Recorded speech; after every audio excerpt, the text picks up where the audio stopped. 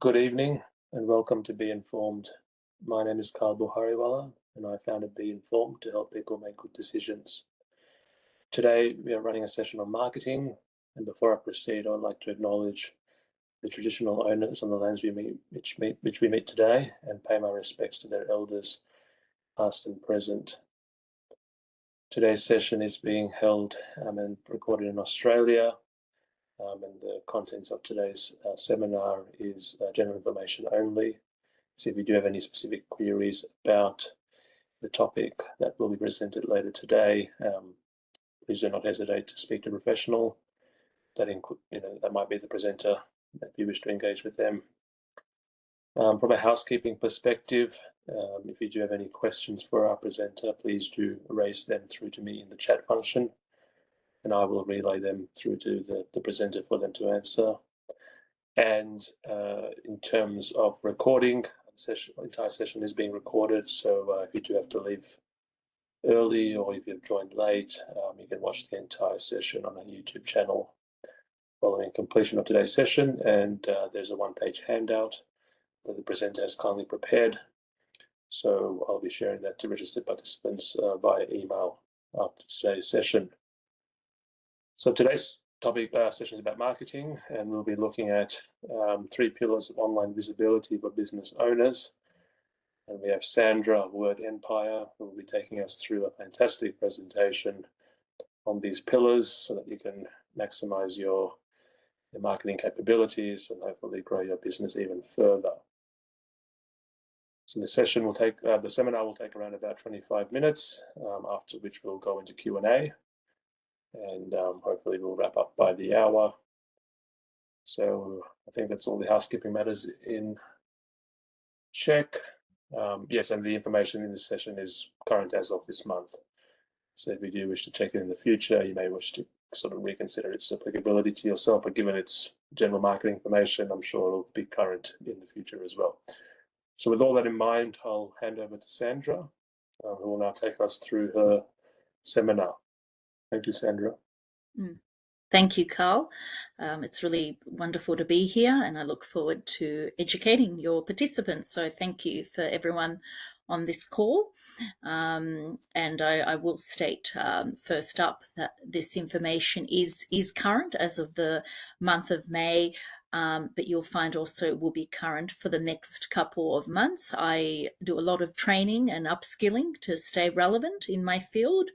So every 10 weeks, really, I'm doing courses in SEO and digital marketing. And look, the digital landscape does change quite a lot, but I can reassure you that, this information, it will be topical and relevant for at least next couple of months of this year of 2025. So yeah, that's important for me to give you the heads up. Okay, the 3 pillars of online visibility. Let's begin. Okay, I call these the 3 pillars. Just look, I like to give things names first of all, and I find it also makes it easier to remember instead of just saying 3 things. A pillar, it's actual, it's visual. You can visualize a pillar, or look, you can call it any other thing, but for me, yeah, I term these the 3 pillars, and they are pivotal to your online presence as a business owner in particular. And let's start with pillar 1, which is SEO, copywriting, and content. What does that mean, right? Look, most of you have probably heard of it, but there's a lot of sometimes ambiguity or a lot of misinformation as well online. So I really want to break it down so hopefully everyone on this call has an understanding of what SEO, copywriting, and content is. Now, SEO, first of all, I'll break it up.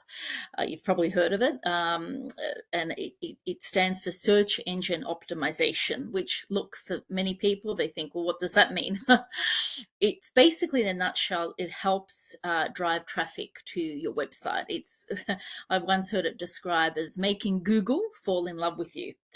Now, there are other search engines, especially with ChatGPT and all that, but I think for this talk, I'm going to just focus on Google, because Google has the most market share, and people do mostly, so, like 86%, it's been said, of organic search is on Google, at least for now. As I said, it's topical for now, May 2025, and then of course there's ChatGPT, and there's even Bing.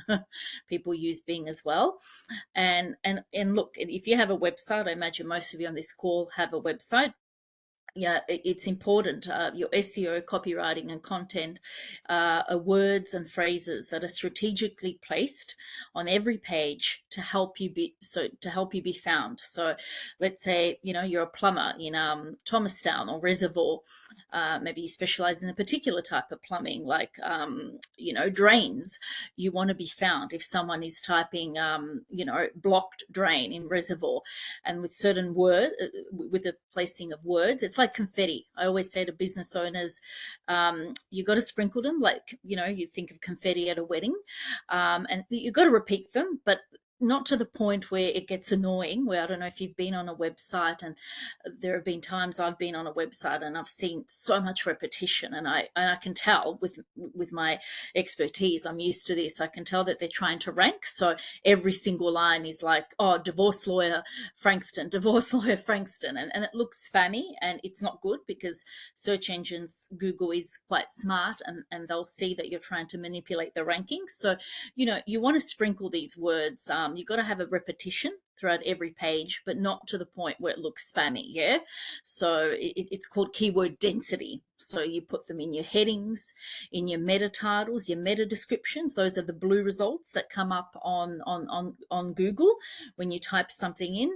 And you sprinkle them on every page, on your call to actions. And look, I'm focusing mainly on websites for this presentation, but SEO, copywriting, and content has to also be on, if you do an Eventbrite page, YouTube, a podcast, because or else they won't be found. Yeah, because in a nutshell, it makes you visible. Yeah, SEO. Someone once asked me at a networking event, so what is it? It's like it's making you visible, and you've got to be visible. Yeah, if you're online, you don't want to be the world's best kept secret. Now, with today's age, it is getting more competitive. Okay. So let's say you're a yoga studio, got nothing against yoga studios, but there's a lot of yoga studios in Melbourne. So you've got to work a bit harder to be found. Apart from SEO, you've got to do, and I'll discuss the other pillars, sometimes even paid ads, which I'm not going to discuss tonight, because I don't do paid ads.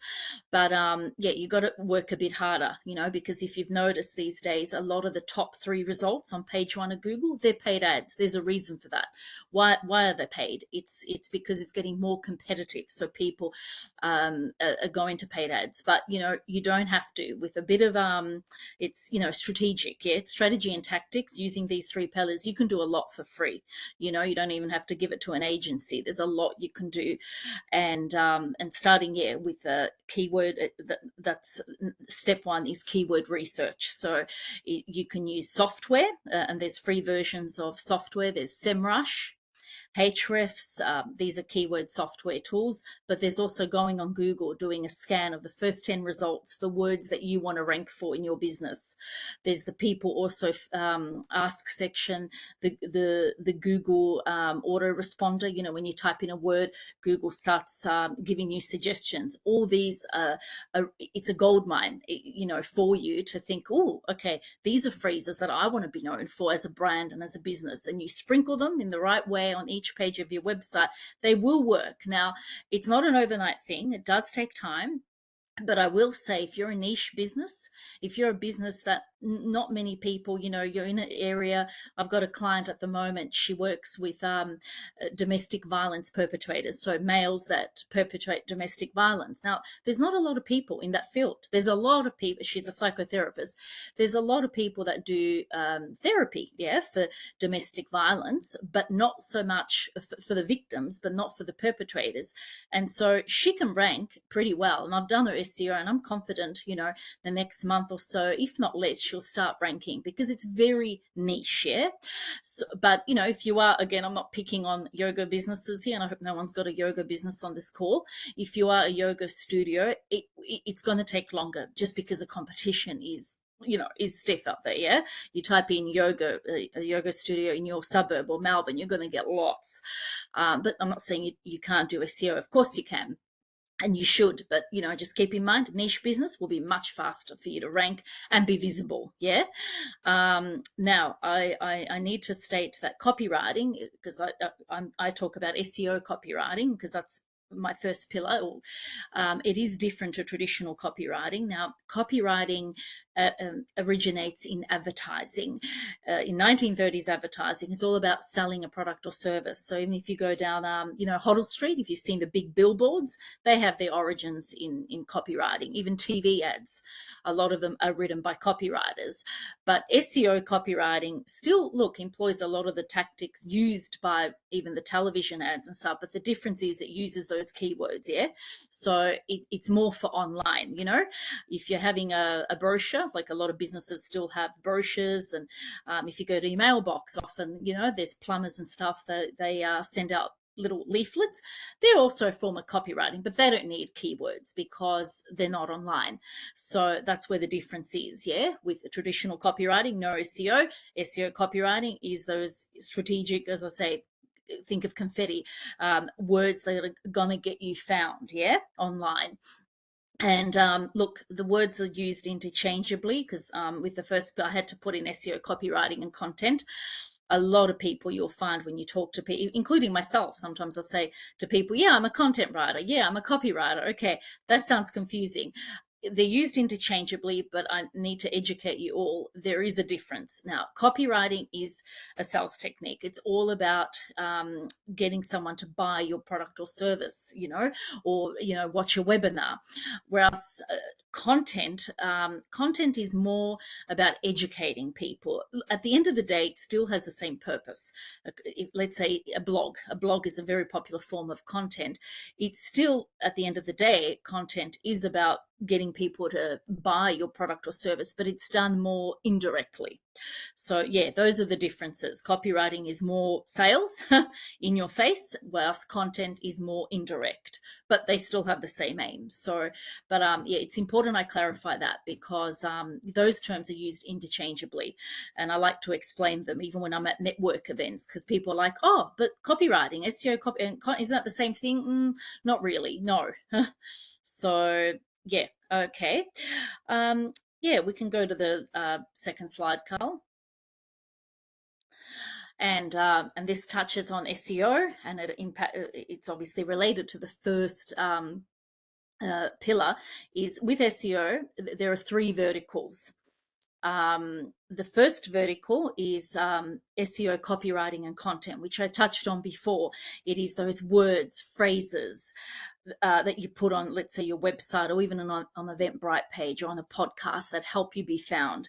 It's also questions, I should say, because when you think of, again, I'll focus mainly on Google, but also Chat GPT. People go on it and they put questions in, things like, oh, why is my back hurting this way? Or, and so using questions for your industry is a very good idea, putting questions on your website in the form of blogs, FAQs, because they have a higher chance of being found because people are searching for questions. So that's part of the first vertical. So that's vertical one, is just the words and the phrases. Now vertical two is technical SEO, which is things like the loading speed of a website, because Google will, they have a yardsticks, I suppose. They have a whole benchmark of how they rate a website. If your website in May 2025 loads, takes longer than 2 seconds, they demote you. They say, it's too slow, and you lose your ranking. So you got to meet that guideline of, not taking more than 2.1 seconds to load. Mobile optimization is very important. That means that your website has to be optimized for mobile, so it has to look good. You don't want chunks of text cut off or funny pictures. Or I saw a website the other day where the picture of the business owner, half the head was cut off on mobile. It was fine on the desktop and not on the mobile. And now Google always will optimize. It's mobile first. They index sites on the mobile. So that's part of your technical SEO, your overall user experience. So user experience is all about how friendly a website is, so the buttons are working, it's not clunky. And that's an important part of SEO. That's the second vertical. It's technical SEO. And that's important that people know that there are these verticals. The third vertical is the off-page SEO. Now, this is where agencies, big agencies, traditionally and even now, they make their most money off the third vertical. It's backlinks. They'll get backlinks, other sites linking to you. Like even, for instance, Be Informed tonight, because I'm presenting, they're going to give me a backlink by linking back to my site. And backlinks are seen as almost like political votes, yeah? When, we all know with the recent election, the leader that gets the most votes wins, yeah? And so the more backlinks you have, the more Google sees you as an authority in your field, and you get a lot of visibility. Yeah, and there's also press mentions. That's another way, and I'll cover that in the third pillar. If you get mentioned in the press online, that's going to be a backlink. Look, social links as well, they're more indirect, like some social media, like some people speaking about you, or doing a post on Instagram or Facebook. It's still linking back to your site, because often people will find your website through a Facebook post, yeah, or LinkedIn. Google doesn't count it. I wouldn't say it directly impacts your SEO, but indirectly it does, because it's still sending traffic. So yeah, so that's the third vertical. And look, every business with an online presence must focus on all these verticals to maximize your online visibility. And I appreciate, as a business owner, or goodness, if you're working for someone and maybe you're helping them with the business, there's a lot to do. It can be overwhelming. So people often will hand all these verticals to an agency. Now I run an agency. I'm a content marketing agency. I'm focusing on the first vertical because that's what I do. So full transparency, I understand the second vertical and the third vertical, but I don't do those. I just don't have the bandwidth, but I can recommend, if people say to me, oh, look, I need all three verticals, or I just need help with vertical three. I have really good quality people that I can refer. But yeah, you've got to utilize all these three verticals to really maximize your online visibility. So keep that in mind. Okay, ready for the next slide, Carl? Okay, so this is the second pillar, because we've covered the SEO, or to be correct, the SEO, copywriting and content, which is the first pillar, and then I had to cover, explain in depth to you what the three verticals of SEO is, because that's important for you to understand. Now, the second pillar is content marketing. Now, and this is, look, I would say content in this day and age is currency, or maybe you've even heard there's a saying, content is king. That actually originates with Bill Gates. He coined that back in 1995. He was on the Tonight Show, I think with David Letterman, and he actually said back then, content is king. And I remember, because I've seen an old clip of it, I think it's on YouTube, and David Letterman actually laughed at him, because then Bill Gates went on to say, oh, the internet's going to be big, and David Letterman laughed at him, and who's laughing now, right? Because the internet is big and content is big. So and content is an important very important part of your marketing, and there is a whole field of marketing called content marketing, which is one of my areas of specialty, and I run a content marketing agency, Word Empire. I specialize in this. This is the second pillar that I do. And basically content is you're creating and sharing, especially for the, there's also offline, but I'm going to focus on the online content, like your videos, your blogs, even tonight's presentation with Be Informed. This is a form of content marketing. There's your social media posts. And look, I haven't added it on the slide, but in this day and age, also images, GIFs are becoming forms of content, believe it or not. So little memes. I should mention also, what are they called? I completely forgot now, but The infographics, yeah. For a second there, I got stuck. Infographics, they're like a visual diagram of, and especially during lockdown, the lockdown years, they were very popular, but they're still popular. I see them, especially on Pinterest and stuff. You can put a lot of information. Well, you break it up, and it's digestible, what I call snackable content, and they're very popular. It's a form of content marketing, along with what's listed here, and it's all about educating and informing your audience to help them. As I said, it's ultimately the end goal is to buy your product or service. Yeah, remember what I said for pillar one with copywriting. That's more it's sales. You know, copyright. I often think copywriting is just retail in print.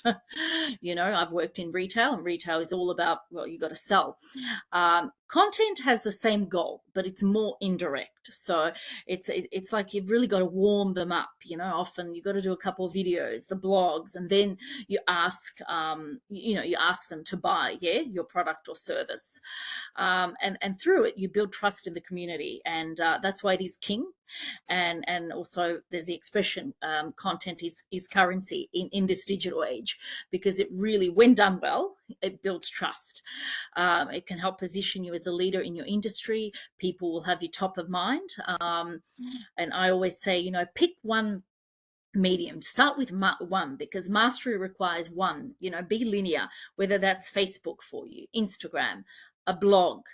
You know, pick one thing, or YouTube, and do it really well. Master that, and do that for your content marketing, and I guarantee you will be an industry leader, you know, a thought leader in your field. You know, and you know, there's so many things you can, you know, talk about. As I said, for ideas, you can never be short of ideas for what's happening in your industry, things that are coming up on the, you know, first 10 results. I always say, look at the first 10 results of page one of Google, because that's what's popular. Even ChatGPT, what's coming up on that first page? You know, it's a gold mine, so, of ideas, and just talking to people, talking to your customers. And there's so many types of content you can do. Technical content, that's something my business Word Empire, one of our specialties, because I like to do a lot of, I suppose, you know, work with industries that require more high attention to detail and analysis. So I do work with aviation and defense, two industries that require that, and also law.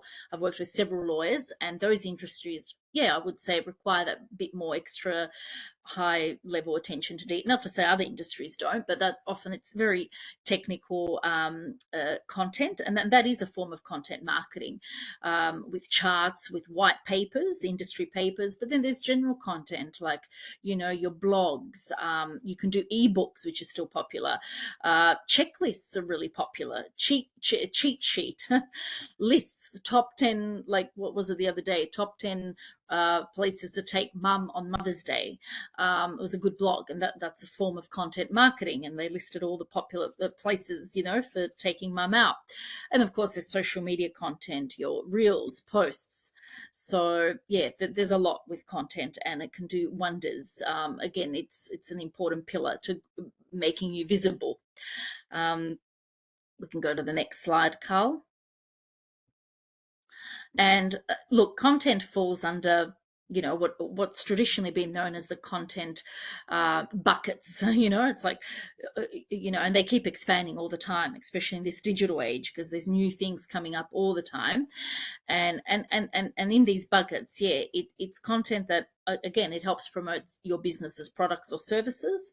And it includes, so one bucket is your written content, yeah, like your blogs, your articles, your social media posts, even your infographics. Then there's video content, which became huge during COVID. And even in this post-COVID world, it's gaining a lot of traction, because I suppose there's that intimate connection that people have with you when you're on video. And sometimes people don't want to read, so they'll watch a video. So live streams, webinars like this, short videos, you know, that's another content bucket. Then there's audio content, podcasts, even radio interviews. And of course, there's streams on LinkedIn now, which is audio. And then there's combination content, like, you know, webinars, in-person presentations, and other events you do. That's a form of content as well, like even trade shows, if you're presenting, if you're speaking at a networking event. And these are all they're gold for growing your business, in making you visible online and also offline. But for tonight's presentation, I'm mainly focusing on online.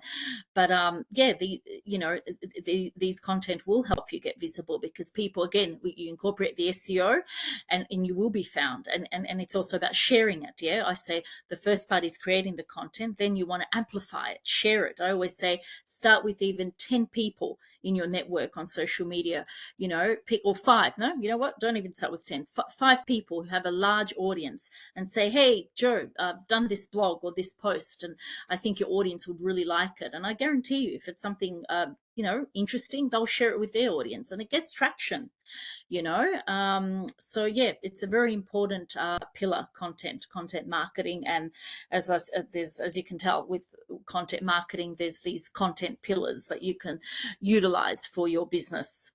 Yeah, okay, let's go to the next slide, Carl. And now we come to the third pillar, media coverage. And obviously by now, if you haven't figured out, I offer these pillars in my business, but they are all of them, in my time working in my business, I've noticed they all contribute to helping a business owner, whether they're small or medium, get that online visibility, which also translates to offline. But let's look at media coverage, because I can guarantee you, probably even most people on this call don't utilize it or haven't thought of it. And it is a very powerful marketing tool, but very underutilized. It's, again, because I'm going to really stick to the online side of it, it's digital PR. It's free PR, basically, because you can do it without a large budget, often for free. Because of the way the news works, the media works. It's a 24/7 cycle. And journalists, contrary to what a lot of people think, they're not always just looking for sad stories, what you see on Channel 10 News. They are wanting everyday people like us on this call, that want to share their viewpoint on whether it's a trend in your industry, whether it's something really interesting in your business. Maybe you have a product or something that's really exciting. They want to hear about it. And there's also other things that, that are not directly linked to your business. But for instance, this is topical. Mother's Day is coming up, and I'm thinking of pitching myself. There was a pitch through, and I recommend everyone sign up to it. It's called Source Bottle. Now, as in SOURCE and then bottle. And it's fantastic. It's an online database where journalists come to you. You'll get emails pretty much every day, and they're sending out pitches where they want pretty much every topic under the sun, from people talking about how they're dealing with the cost of living. I've seen, call outs for people in IT. I've seen call outs for teachers to speak about the state of education. And I guarantee you there will be something for you. And look, you've got to be patient because they get a lot of people pitching. But if you get picked up by a journalist, it is free PR.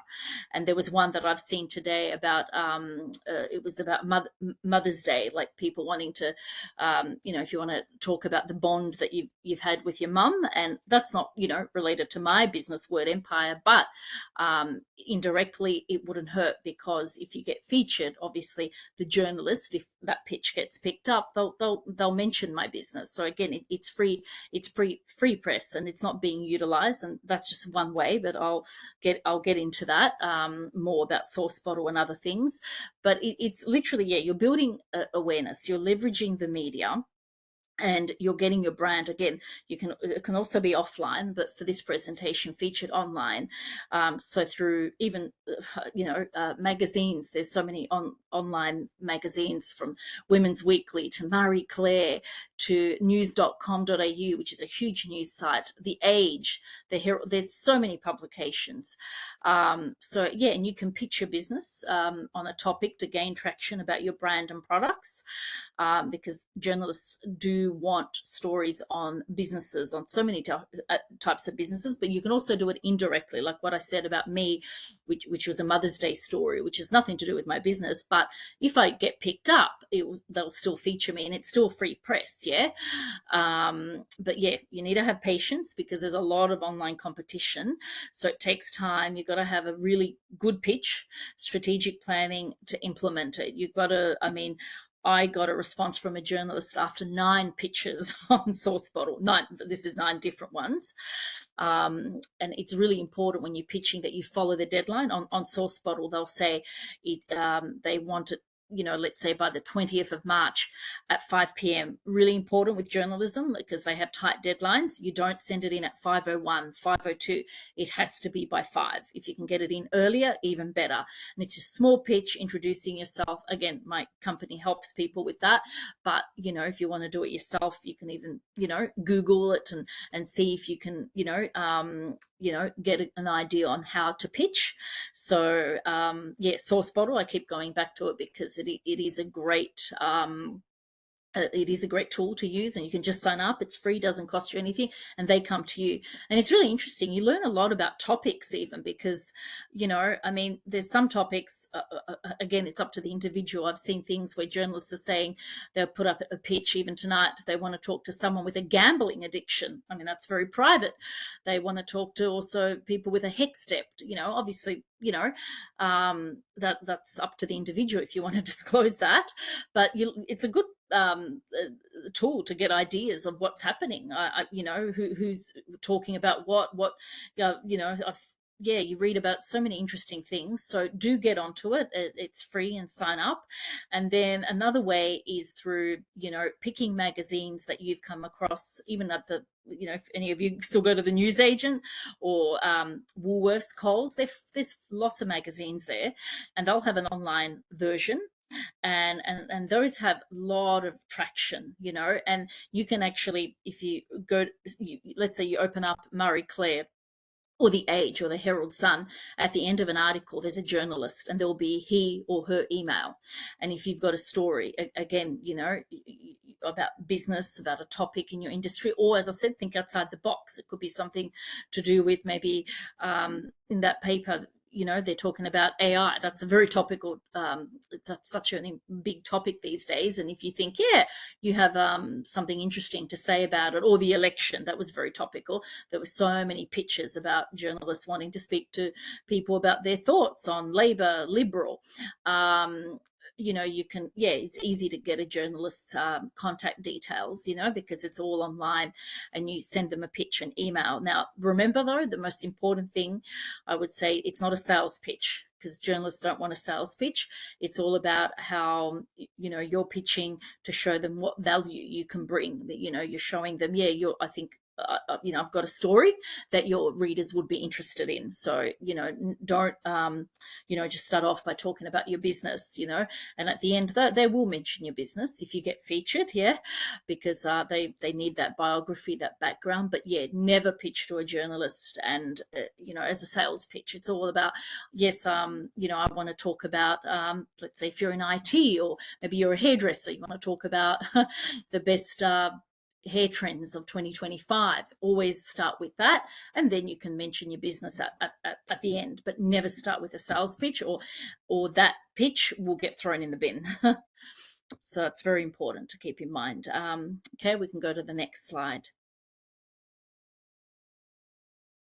And that's pretty much the end of it. So that brings us to the end. No, thank you, Sandra, for presenting the seminar today. It is very informative.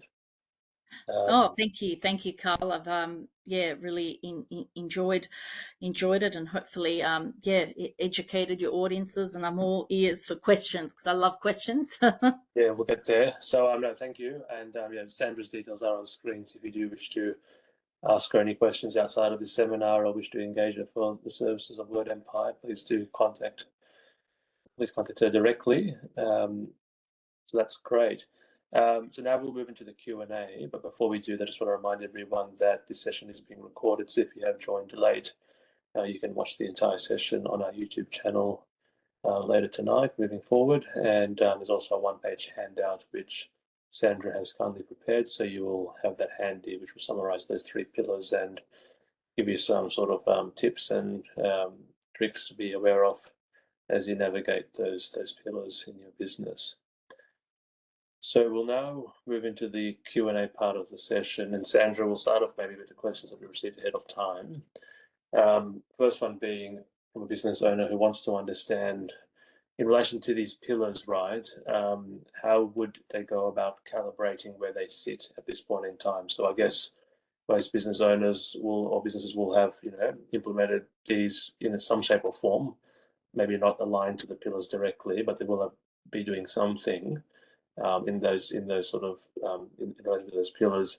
How can they sort of assess where they sit at this point in time and then calibrate where they should move Mm. moving forward? Yeah, very good question. I would say the first thing is study, first of all, look at the data. When I say the data is look at all your touch points and seeing, because the results that you're getting, like with your website, is it performing? Because I always, I've had people say to me, well, how do I know if my SEO copywriting, they say to me, I've got words on there. And I say, well, how many calls are you getting? How many people have found you on Google? Because, the results always tell the truth. Yeah. So with pillar one, to know if you're SEO, copywriting, and again content, which they're interrelated. They work well together. So I use both those terms. If they're working, like have people found you on Google? Are those words working for you? Are you known for a particular word? Because you can tell if you're showing up, just by doing a Google search. I mean, if your website is really new, like at the moment I'm optimizing mine because I rebranded. Keep in mind when something a website is new, it takes a while for Google to index it. But if you've been around for a while, look at your all your touch points, the data. Look at, then analyze your content marketing, the pillars. What have you done? Have you got a schedule? Even if it's, for some business owners it's too much. I always say a weekly blog is ideal, but if you can't, at least 2 or 3 blogs a month. Are you doing that? Then your media coverage. Have the media come to you if something? Sometimes that does happen occasionally, not just with big businesses, that you've been featured in a local newspaper or something, or have you pitched? So look at that, your current results, and then come up. It's all about it's strategy. Come up with a plan. It doesn't have to be anything fancy, even like a 1-page. I would say I've got one on my laptop, actually, a 1-page marketing plan that incorporates these 3 pillars. Because we've got, we're still, well, in May now, and because we're all busy. Think of, okay, what can you do for the month of May? We're still early May. Pick one thing from pillar 1, another thing from pillar 2, and another thing from pillar 3. So that's 3 things, because let's face it, you're going to burn out. You can't do all those things, because with those pillars there's several moving parts. Yes, and you'll just get burnt out if you tell yourself, oh well, yeah, for the rest of May I'm going to do all these types of content, I'm going to do all this on my web pages, I'm going to pitch to 7 different. Forget it. I always say, and it's a great book, I recommend it to everyone, The One Thing, which is the surprisingly simple truth behind extraordinary results. Yeah, that's the name of the book. It's an amazing book where it gets you to focus on one key thing per day and per week. So but with these 3 pillars, I think the best way is, come up with a 1-page marketing plan and include them, but pick one thing for the first pillar, which is SEO, copywriting, and content. Pick another objective for your second pillar, content marketing, and pick another thing for your media coverage. And in a calendar month, try to do them, or stretch it out, because I know people are busy. And remember, it's all about, I always say, mastery requires that, really laser focus. It's better doing one thing, whether it's, you've got an article that you really want to do on LinkedIn. That's a form of content marketing. Doing that really well than being scattered and saying, oh, I'm going to go on Instagram, TikTok, this, and you just get burnt out. So that would be my advice. Do come up with a 1-page marketing plan, Mm. and just pick one thing from each of those pillars. Yeah. That's a good tip. Yeah, I think focusing on small steps rather than trying to achieve too much is Oh, definitely important. absolutely. I guarantee you'll burn out if you try to go all in on these pillars, because there's many moving parts to them. You'll just burn out. You won't do any of them well. Yeah. So on pillar 1, Sandra, the SEO, search engine optimization, we're talking about Google and sort of the key sort of search engines. Is there a Yes. different approach, Sandra, that you need to take when you're considering the rise of ChatGPT, Copilot, and all these other tools where you can sort of ask questions and then get more detailed responses? How does that all fit into the equation with SEO Yeah. optimization? Definitely. Look, the it comes back to content. Do if you create amazing content that that people want to read, I guarantee you that also all of those, whether it's Bing, ChatGPT, because they at the end of the day they put that buzzword, it is a buzz, user experience. They put you, us, at the front of their mind, and if you're creating content that is relevant, that's interesting on your website, on your socials, you have more chance of even getting into the AI overviews, as I said, even featuring questions. Because at the end of the day, they all work the same. ChatGPT, Bing, the AI overviews. They want to deliver the most relevant and interesting content to the user who's, let's say, typing in a question. Maybe someone's just, I don't know, because I'm off the top of my head, Mother's Day's coming out. Maybe they're thinking, I don't know, best places to take mum out for lunch. I'm sure that's being typed up a lot on Google or ChatGPT, and it all goes back to the content. Whoever's got like really the good quality content, they've got those key phrases. Maybe they're doing a blog on the best places to take mum out for Mother's Day. That will show up, yeah. So it Mm. comes back to content, and the SEO doesn't change. What I said is, aligning yourself, really knowing what words you want to rank for, what you want to be known for, and using those like confetti. And although I've mainly focused on websites, you've got to have keywords, SEO for your YouTube, for your Eventbrite page, for your podcasts, and again using them correctly, and obviously delivering good content, whether it's a podcast, a YouTube video, that will come up. If it's good, it's going to come up in the AI. Bing, there's other search engines in other countries, even DuckDuckGo. Yeah, it will come up. Yeah, Mm. thank you. And on content marketing, Sandra, um, can you risk doing too much? So is doing can doing too much be detrimental for your business? So what I'm thinking about here is the question that was phrased was, putting out all these blogs, all these other types of, you talk about the three verticals of SEO. Could that be sort of harmful if you do too much? Is there a Mm. sweet balance that you need to Mm. sort of That, strike? that's a very good question. I've never been asked that, Carl. That's a Mm. very good question. Look, I would say, from what I know, I would say no. But look, with my expertise and experience, I've been doing this since 2016. And I always go back what I said earlier about mastery and doing one thing well. I find that with businesses, including myself, even when I used to work for digital agencies, it's better. I find the user, like me and you, we're both users of the internet and whatnot. We consume content all the time as well as produce it. It's better to do, be strategic and do like one or two, even three things really well than putting out a lot of content that's just regurgitation. That's not really, it's not adding value. So, I mean, if you can do a weekly blog, that's great for your traction. It's been proven, and good quality, and don't just regurgitate ChatGPT. Use ChatGPT as an assistant to get ideas, but do original content because people want the human aspect. Yeah.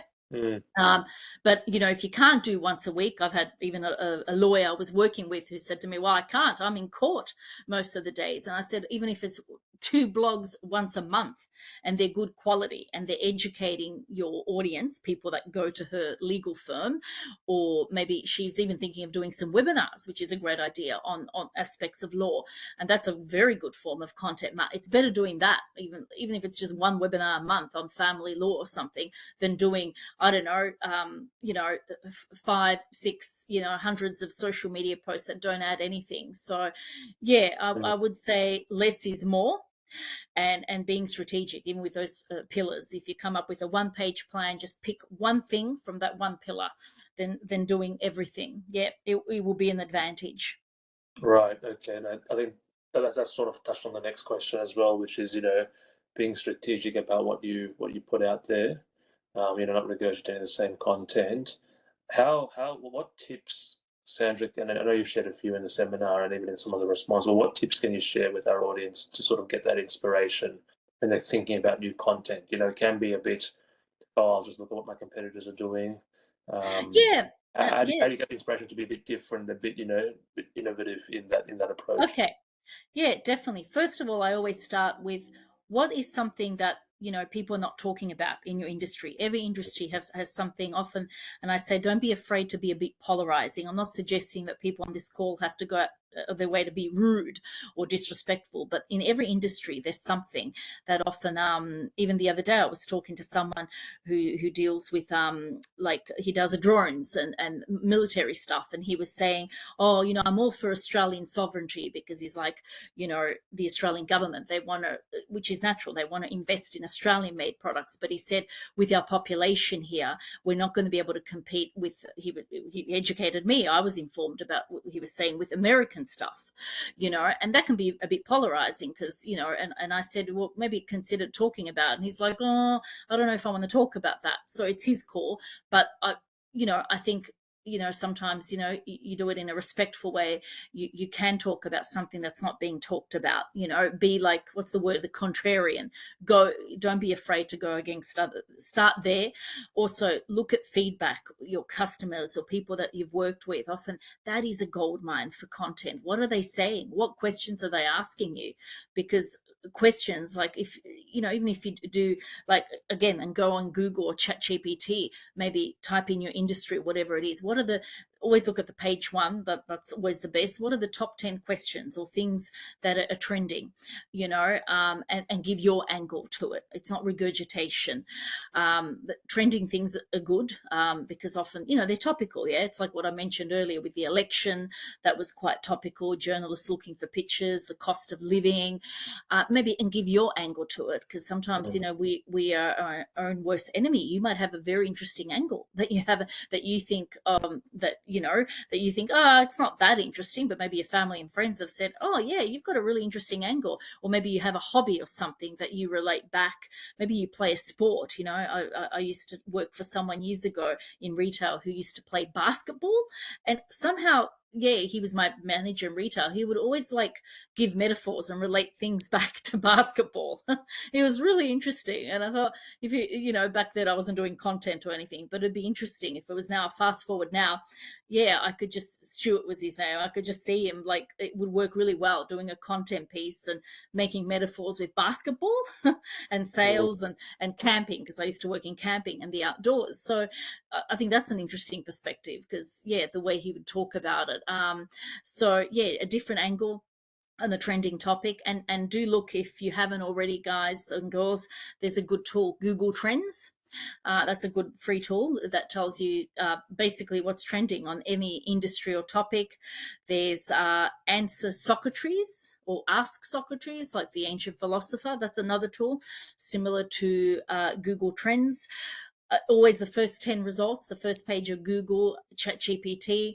And we know with Chat GPT, it's all about how you prompt it. So maybe if you give it an interesting question, or even ask it what's not being talked about in XYZ, see what comes up, and how, and think about idea, and I guarantee you'll come up with ideas. And even on a spreadsheet or on a basic Word document, you can, from those tools, you can start writing out content ideas. Yeah, you'll get plenty talking to people, your audience, even family and friends. Sometimes even your hairdresser sometimes has interesting ideas when you talk to people. If you go to networking events, it's a gold mine.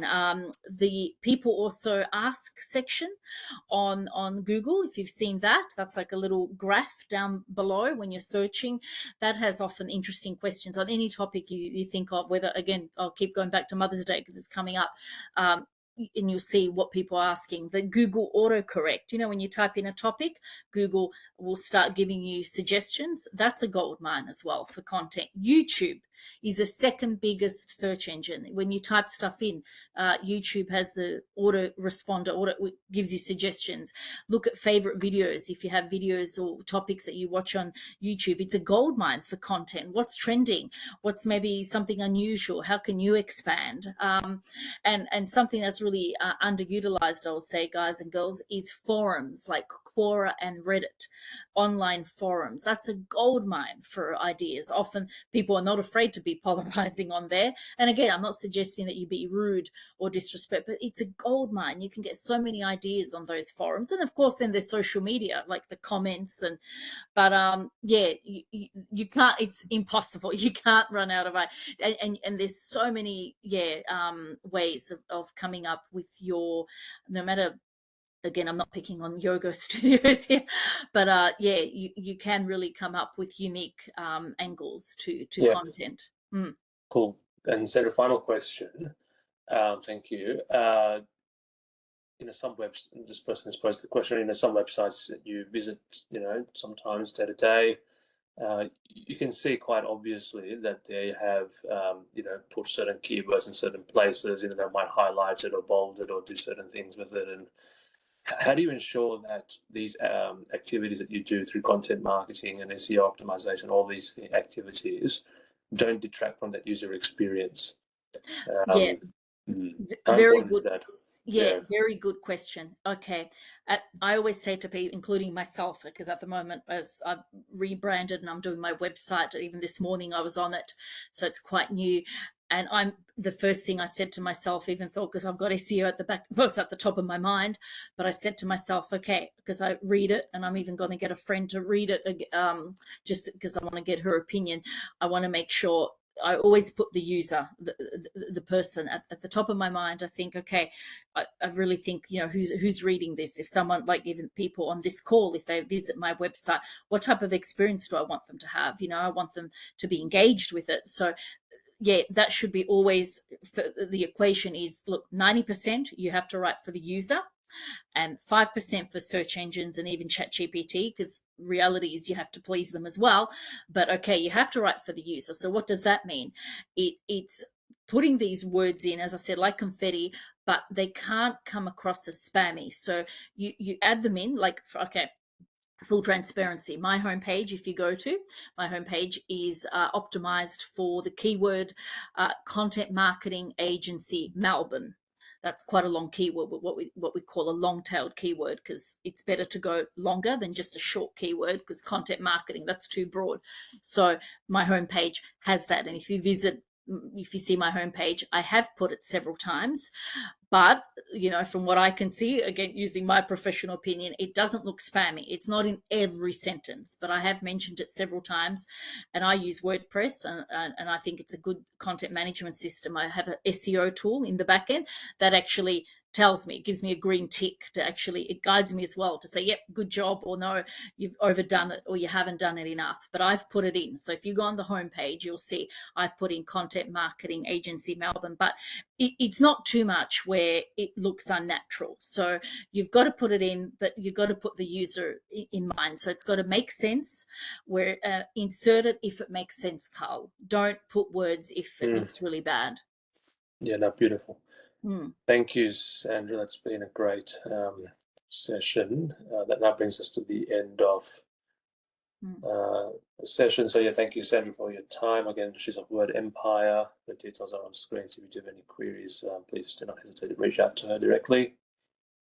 And thank you for joining us today. The session has been recorded, so if you do want to review it in the future or share with family and friends, so they can, or you can all, get together and watch it on YouTube. Or there's also a one-page handout as well, which Sandra has kindly prepared, and that'll be shared with the registered participants by email.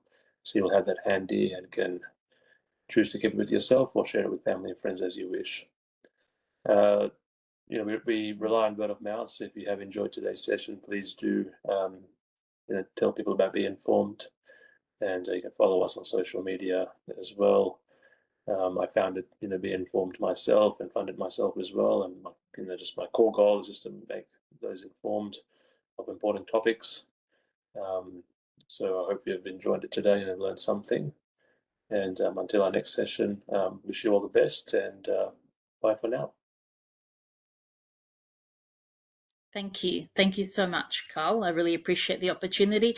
And please, if you have further questions, I also have a free 20-minute, what I call roadmap call that I do with people. I literally, I'll give you a practical, it's not just a regurgitation of this presentation or just general tip, but I'll give you an actual roadmap of where you're at, and, you know, practical suggestions of where to go to be more visible. So feel free to book that. It's free, doesn't cost anything. Beautiful. Thank you, Sandra. Thank you all.